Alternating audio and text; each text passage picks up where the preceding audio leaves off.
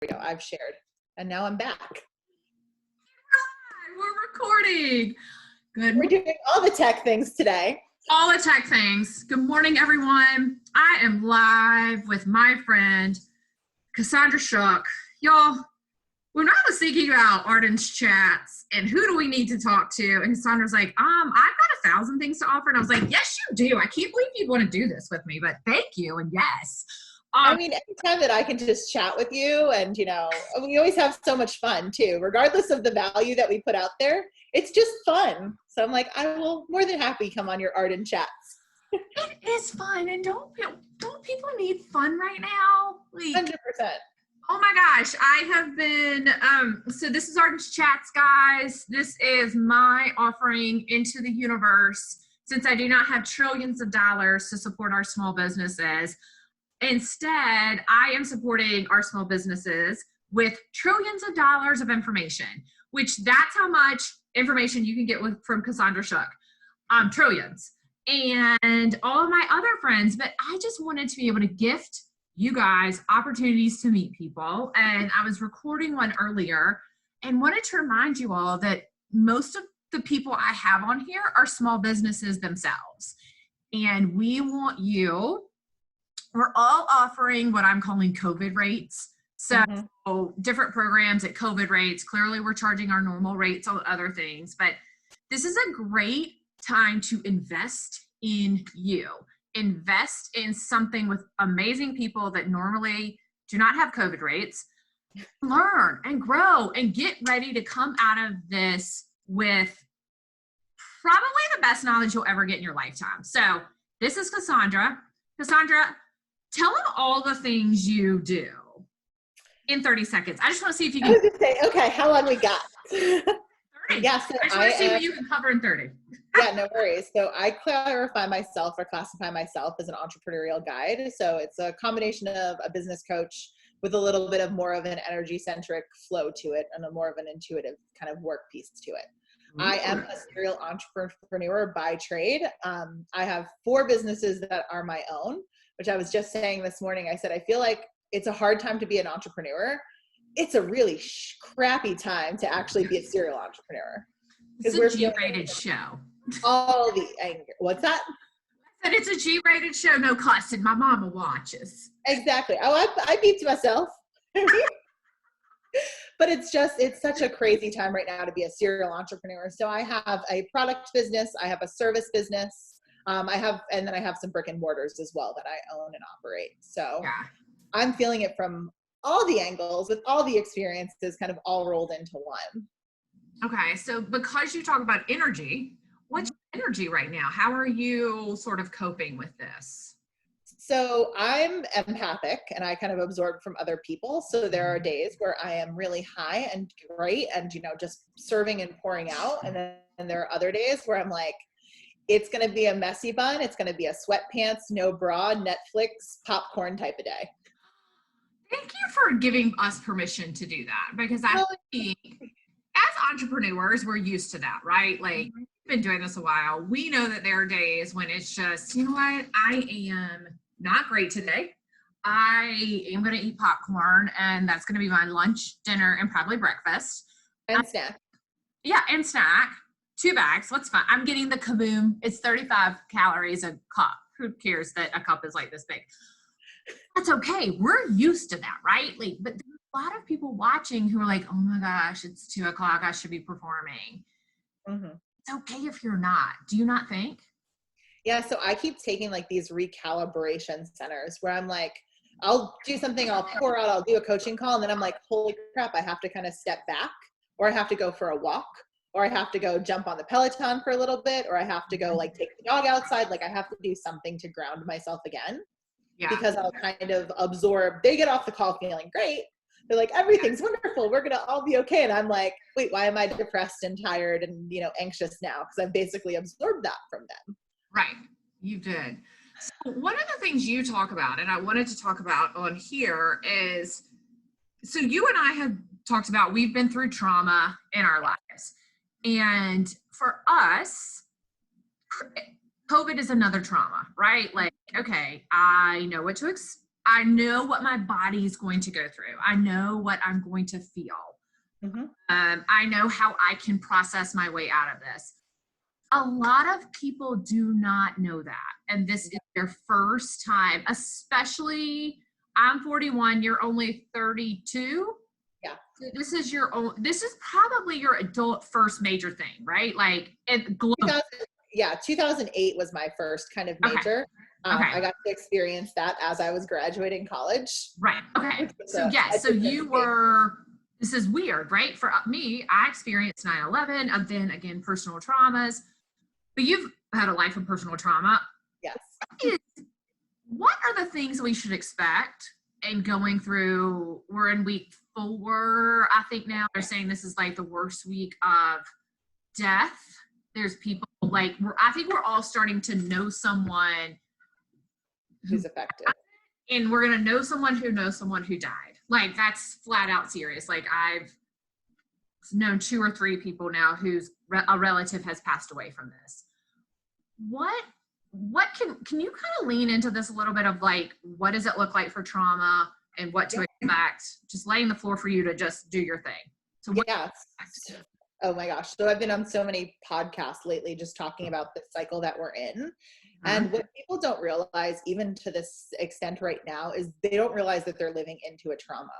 They realize that what's going on is not, normal. It isn't typical, but they don't realize the level and severity of trauma that they're currently in and their bodies in. So when you're living in a trauma and when you first don't even have that awareness, you automatically go into fight or flight and you go into survival mode, which is where you see people giving away the kitchen sink in their business, offering just everything for free, just trying to like put something out. Like I have a really good example, honestly, is I have a client who's a life coach and she works with divorced women. She's doing Canva classes. She's doing Zoom classes. It's just like this survival instinct of I need to actually do something and get some sort of monetary income because her traditional business is kind of sliding down right now. So we're in this survive state. And we're not even consciously aware yet of what's going to happen after it, unless you have been through some trauma. Most of the women who I coach who have been in that trauma cycle have identified this really quickly and then have not decided to, give away the kitchen sink and birth all these new offerings and ideas and pieces of their business, but they've actually kind of taken a more calibrated and calculated look, I think is the best way to describe it. So like, for instance, if someone is a life coach who works with divorces, maybe she does a small group like cohabitating during COVID class for, couples.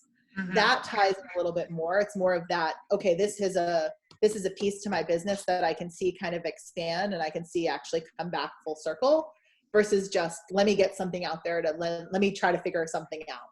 Yeah. That's been a really interesting scenario to kind of watch play out, especially online. It has been. So the first week you and I are in No together and we were in a call and I was like, I'm really good at crisis communication. I can calm. Again, I've been through a lot of crisis. I also just have this innate ability to see your way out. Exactly. To who to call, what to do, all the things. And I created this great tip sheet and all this stuff. And now I'm looking at it, I'm like, that should never have been for free. And one of the things, and so I'm going back and looking at it, but like one of the things you gave me permission to do and you're encouraging other people to do is it's okay to charge. Like I was on a call yesterday and somebody was like, I just am doing all these things for free because I know they're going to come back to me. And I'm like, they're not. The fact is, if you did it for free, they're going to go and pay someone twice your fee to do it when they're ready to pay because you did it for free for them. You didn't set up that baseline value. Good. Yeah. You don't value yourself. So now I've got this money. You've given me the skills. I'm going to go pay somebody twice as much because clearly they're better than you. Is that true? Or am I making that up in my head? No. So I totally think that's true. And also, I think there's this assumption that's going on right now that people don't have money and that people aren't spending money. Yeah. And I think that is just a straight assumption, to be honest with you. I think from a business standpoint, that's kind of assuming what's in their pocketbook, what's in their bank account. Like I've had people sign up for my coaching programs. I've had people sign up for my VIP programs.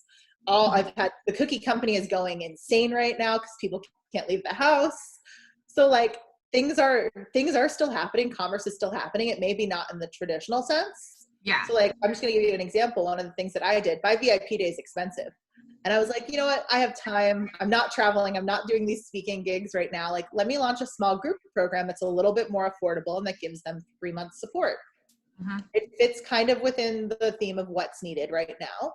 It doesn't devalue myself down to a free level where I'm just preaching and posting and offering all of these things. And it's still giving me a monetary source of income coming in. So it's like a triple, like trifecta win, in my opinion. Yeah. And it's COVID pricing, which 100%.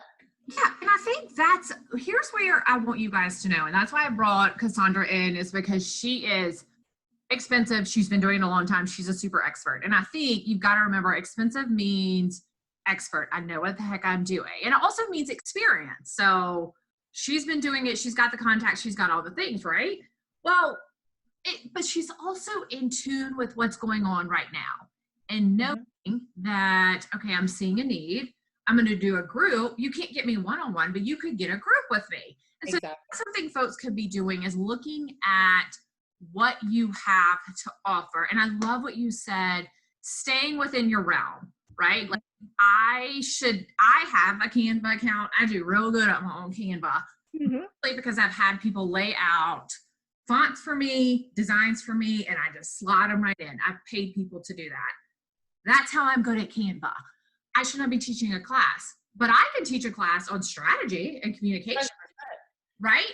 Like, and see, you get 20 people who attend your class and it's a cheaper class. You have 20 people that are now in your funnel for later on, who've already spent money with you, who know how you operate, know your integrity.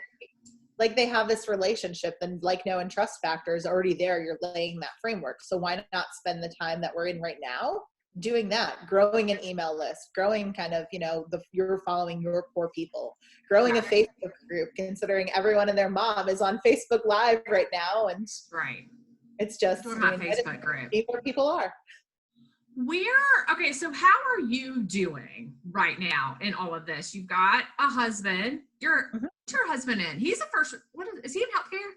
Yeah, he is. So he's an essential employee. Right.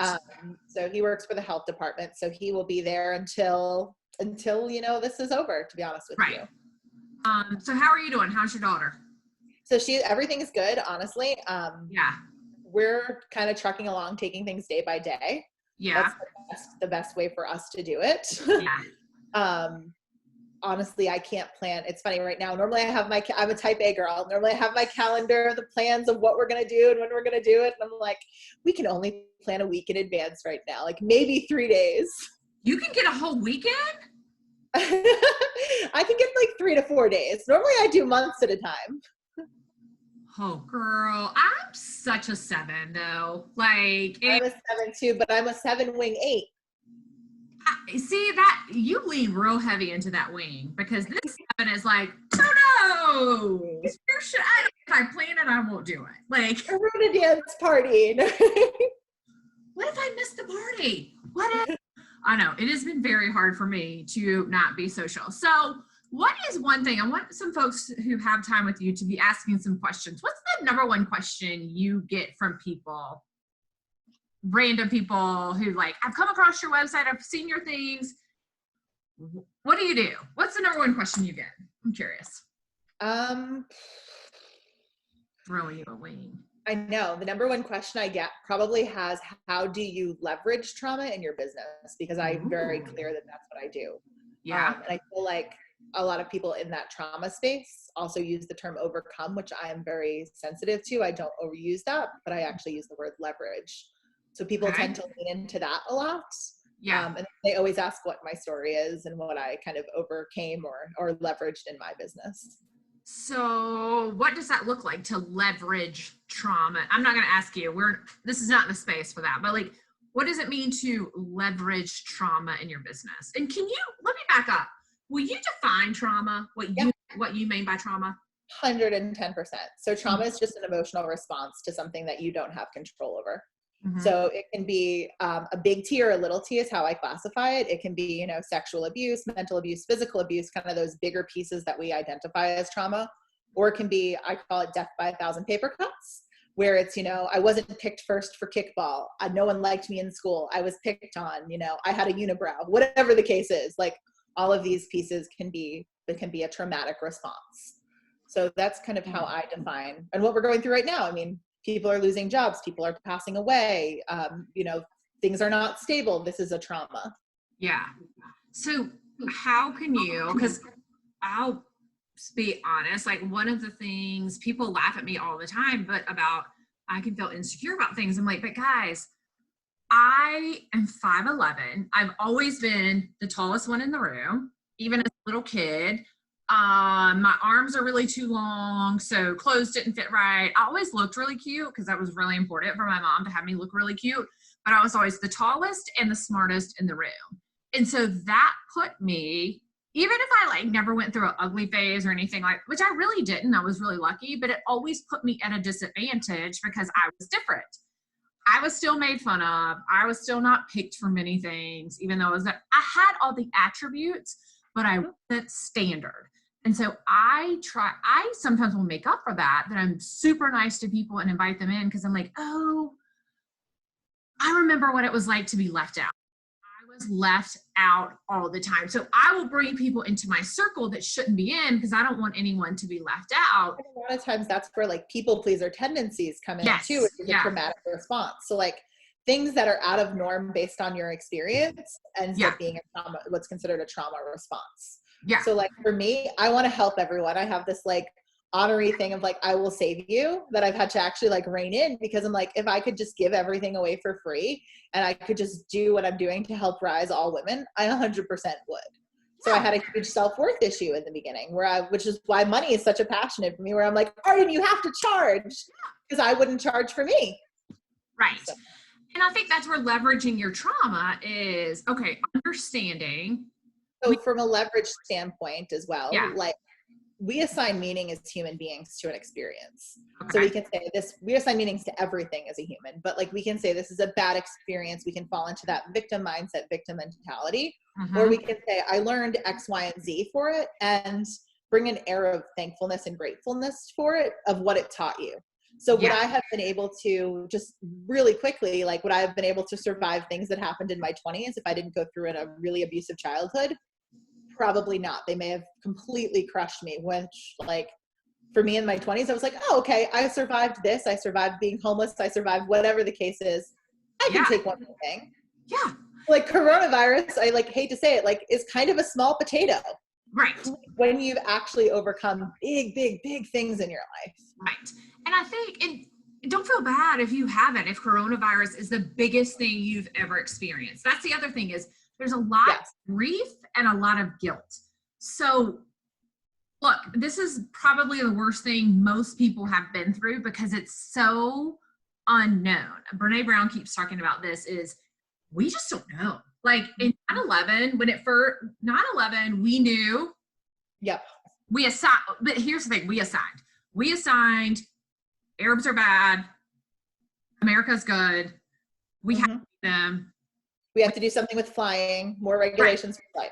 Right. We assigned it. So that's why it was weird. And we're doing the ramification, like we still have fallout from it. And Dick Cheney has his whole movie about it now, but we can't even assign anything now. Like people, you'll Google scopes and like people are trying to assign that this is whatever. We can't assign it. And that's okay. It's okay to be in the unknown. That's one thing you've taught me as well is, okay, especially your childhood, you were a child. You didn't know when you were coming out of it. You didn't know what it looked like. You were allowed, it shaped you, but you overcame it. You did, I don't know if you like that word, but there's a lot that you could have gone one way. 100%. Our other friends could have gone one way. You guys could go one way right now, or you could go into debt. I had a money person on a couple weeks ago. You could go into debt. You could say, oh my gosh, I've got to do everything right now. Like I keep saying, I don't even have a webcam yet. Someone told me I needed that. I'm like, okay, well, I can't get it yet. Yeah. This was a Q2, Arden Chats was a Q2 project. You can't do it yet, but maybe you can start to put the pieces together. And I think, would you not think that's where you leveraging trauma could be part of it too, is like, what pieces, how could they work with you? What's one thing they could do with you to leverage what they're going through right now? So I feel like as well, what you were kind of just saying is so often in the entrepreneur space, especially, I mean, I'll use myself as an example. It has to be all or nothing. Like with you, you could have been like, no, Arden's chats isn't ready. I don't have the right camera. I don't have the right lighting system. I didn't get a facial. My eyebrows need to be done. Like at my roots. Girl, like you hold on. Girl, my eyebrows are good. They did Blakely shave. I know your eyebrows are great, but I'm just saying, like, we can come up, we have no problem creating up like 120 excuses. Like I can do it. Oh, I mean, like, absolutely. Like we totally can all day long. So like, yeah. One of the things that I teach all of my clients is to take the next best step, next best action. So would you regret? Wait. Say that one more time. That was good. Say it one more time. Take the next best step or the next best action. Ooh, girl, I'm writing that in the chats. That's good. So like for you, like you're the next one was like, I'm just going to go live and I'm just going to start Arden's chats. Mine was like, I'm just going to put out this group beta program because it was going to launch anyway. And it might not be as pretty, as polished, as edited. There might be a couple typos, but it's out there and it's serving. Yeah. So we all have kind of those pieces. Are you getting results from? Are you getting results because you put it out there? Oh, 100%. Yeah, it filled up. So. Yep. I mean, I put Arden's chats out there, and I think I've already got a client or two who's like, "Oh, I watched you, and I know our personalities would resonate." And I'm like, "You watched me? Really?" Like, one of the other things that forever. So none of that worries me. But like, it's cool to see what we're putting out. We're not keeping it. We're doing the same thing. But we're doing it for a bit. I think you and I are also doing it because we want to benefit other people. And so that's where Jeffrey Gitomer talks a lot about being successful also means being significant. So what is this significance you bring to the table for my viewers? Oh my gosh. Again, huge question. Now, so for me, I can see, similar to how you can see a way out of a crisis, I can see a way to up to the next level of business. Naturally, when I speak to someone, I see them at a higher level than a lot of times they see themselves and portray themselves. So I can not only show you the roadmap that I see and hold you accountable to it, but I can get you there, generally speaking, a lot faster because I've made probably all of the mistakes you will ever make. I've made myself. So cool. And to be able, and I think anytime you work with a coach, you want someone who has that vulnerability. You also want someone who's like, oh my God, I'm so good. I do it all. You should work with me. I'm like, no, I've definitely turn and run. Yes. Yeah. And because I've messed up and because I'm owning it, guys, I want you to look for somebody like Cassandra who's like, I've messed up. I own it. Here's how you cannot do it. I don't want you to walk through the same thing I'm walking through. So Cassandra, how can they find you? So my website home is CassandraShuck.com, CASSANDRASHUCK, and I'm sure Arden will drop it in kind of below. Oh, well. Yeah. It has links to everything that I own. It has links to kind of my podcast. My whole podcast is about overcoming trauma and creating a business out of it, which is very timely. It's called Stacked Against. You can find a link on the website. You can also find links to all of my social media and everything else on there as well. So all the things. So thanks guys for watching. We're out of time today. Do you love how I have my own talk show now? I do. Couch. You're basically coming out. You're going to become Oprah after this. You know that, right? Probably. And I was listening to I didn't realize Oprah was inspired by Barbara Walters because I too was inspired by Barbara Walters. 2020, everyone else in high school was out partying. Yours truly was Friday night watching Barbara Walters 2020. But you're also really good at asking those Barbara Walters, no holds bar style questions. Right, because I do it with a smile. Put that out there. Exactly. So I do it with a smile, so I'm not going to make you cry. You're just going to be like, that's why I always say, guys, what do you not want me to ask? And I actually won't ask it. If you don't want me to ask something, I'm not going to. And then you have me, I'm like, ask whatever you want. I'm an open book. You good? You good? All right, guys, go catch this on Definita's YouTube channel. And I cannot wait to hear your comments. I'll post this later. Keep asking Cassandra and I will check back later. If y'all watch this and you have questions, we'd love to hear them. But until then, bye. Bye.